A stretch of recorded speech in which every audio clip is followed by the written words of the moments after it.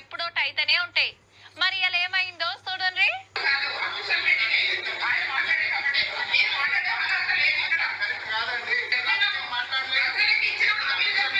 మా గవర్నమెంట్ ఉండగా ఆ పథకం పెట్టినాం, ఈ పథకం పెట్టినాం, మా కేసీఆర్ గారు ఏలుబడి మస్తుండే అని BRS MLA Kova Lakshmi madam speech దంచుతుంటే ఇది సర్కార్ మీటింగ్, పార్టీల గురించి ఎందుకని కాంగ్రెస్ లీడర్ శ్యామ్ నాయక్ సారు మాట పెరిగి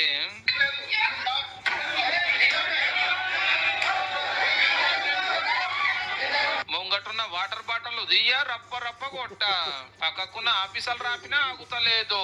చెల్ గిదేం సరి కానీ కాంగ్రెస్ కార్యకర్తలు లేచే వరకు లొల్లి అయ్యింది. కొమరంభీం జిల్లా జనకాపూర్ కొత్త రేషన్ కార్డు వంచే కాడ గిట్ల పంచాయతీ పుట్టింది.